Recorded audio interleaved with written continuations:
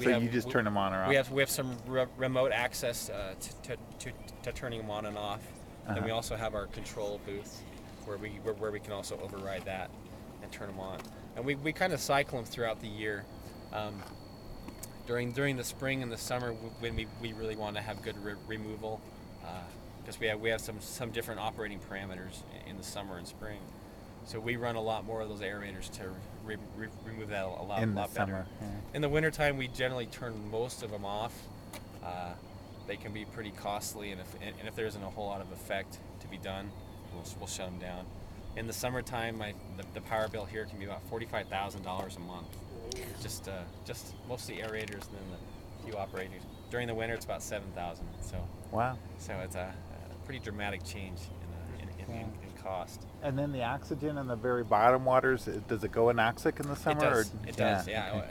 There's probably about a 1.5 to 2 foot of sludge layered there on the bottom. Pretty anoxic. Yeah. So I mean, these are about 8 to 10 feet deep right now. And so you have your water column right down there. There really isn't much oxygen at all. So this was the style of sewage treatment plant that everyone used in the 60s and 70s. Right. And then most places gradually converted over to a oxidation more, ditch or mechanical plant of some kind. Something that doesn't have this much space but treats things more intensely maybe and trying to get rid of the nitrogen and phosphorus. Right. And then there's definitely some benefits to having a lagoon system. Basically, besides the power bill for the aerators and whatnot, it's really maintenance-free and relatively cost-free. With your mechanical plants, you still have a lot of power being used, but you'd also have operators continuously monitoring. Even 24 hours a day, you could possibly have monitoring. And so, for us, we monitor daily.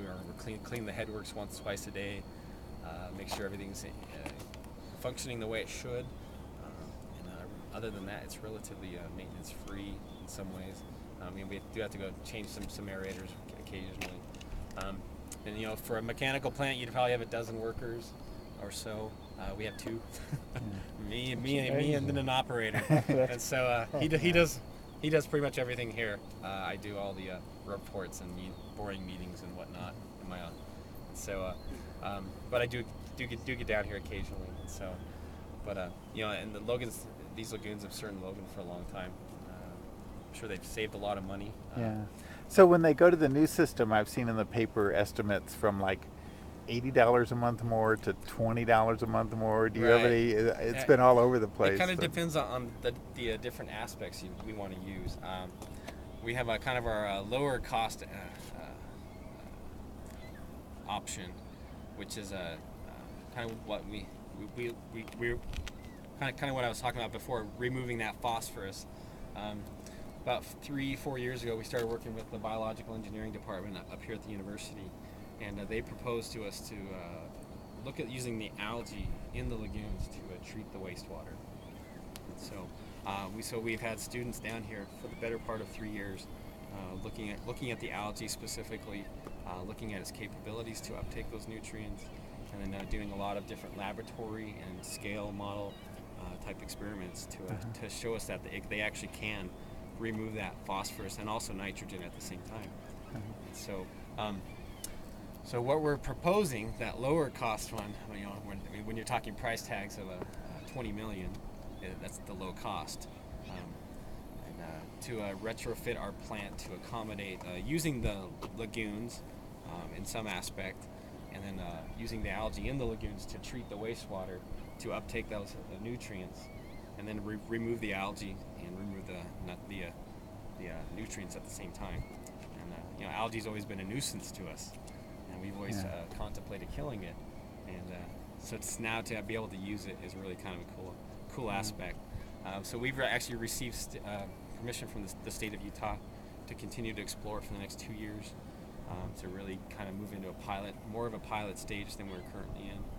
And to show them that if we can make it work, then go full scale doing that. And like I said, the $20 million price tag. The high price one you've heard, the $80 a month. That's more of a larger plant called an MBR, membrane bioreactor, similar to what Richmond and Hiram both have now. I think with Richmond, it costs nearly 2-3 million, and their flow is about 500,000 gallons a day. And so, wow. you know, when So you 1/100th of what you have? yeah. And so the price tag for us to do something like that is closer to 200 million. Wow. And so if Yeah. that option were to go into force, that would mean an additional $60 a month to everyone in our service area. Yeah. So, And there you're and for talking those about. in Nibley who are already paying a lot of money, a lot more than other cities because of their recent infrastructure stuff. That's pretty significant. And so the membranes you have to push all this water through really fine couple micron filters, and the power to push all that water through a very fine membrane a huge power bill. is where all the expense would be. Yeah. What else lives in there besides algae? Well, we've had some big goldfish. I've actually seen them. It's been a little while. But algae, we have a lot of what's called Ceradaphnia, they're little water fleas. That's what we're going to try to collect a few of, because you can actually see them. You can actually see them first thing in the mornings. Well, 8-9 o'clock is the best time to see Is there a them. good pond to pick those up at right now? Sometimes it seems to vary from pond to pond. We can kind of drive through. Yeah. You can kind of see the. Sometimes you can see them on the red edge. Waves, Yeah. Kind of but that's mostly earlier in the year. August. Yeah. In the mornings are perfect for seeing the Ceradaphnia waves. As far as other stuff in here, I don't know. I've been told there's catfish. I haven't seen any. I've never Is that seen what the seagulls eat? No, they eat the solids. They're hungry. Yeah, well, you can see where that big tight circle. That's right where the water comes up. Oh yeah. Right there. So that's where the water comes up. It could be the water's warmer there as well. And so Looks like food to me. Yeah. Any floaties or anything in there? There isn't a lot. I mean, you come look at this trough over here. You can see a little bit of what's left after the screening. So there are definitely floaters. And so and when we also Is that the scientific term? floaters and sinkers, and so yeah, kind of scientific. So but some of that stuff that we actually end up getting seeds occasionally. Well, like you see, there's plenty of weeds along the banks. Yeah. Sometimes we'll get like last year we had some tomatoes just growing right here. So we can flush invasive plants down Well, we hope not. and see what happens. Yeah, we've had honeydew melons. I mean, we had some really good. They were beautiful Very melons. fertilized. Yeah, and so Seen that in Kansas. we had joked about taking the melons and the tomatoes to the farmers market, just giving them away, saying these are growing at the lagoons if you want to take. Organic. Yeah, my Totally my organic. My boss said Yeah. no really quickly on that. We were just joking, of course. But, The PR people would be having. yeah, they would go nuts. So we haven't had anything too interesting this year that I've seen, but we do get a lot of just kind of random stuff that comes through. So. Do you want to drive us down? Are we going to go look at the place where the biofuel or the algae? Are you talking about biofuels anymore, or not we are so talking much? about biofuels still. Okay, I They're wasn't sure a lot how more that was. expensive than the digestion. Yeah, But we are okay. still looking at them definitely. Yeah. So okay. So we'll let you drive us Okay. down there, or Yeah, maybe we- we'll yeah. stop and let me collect a sample, and Sure. we can see if I. Yeah, whenever you want to Can stop, do just that. stop and I'll wait. Okay.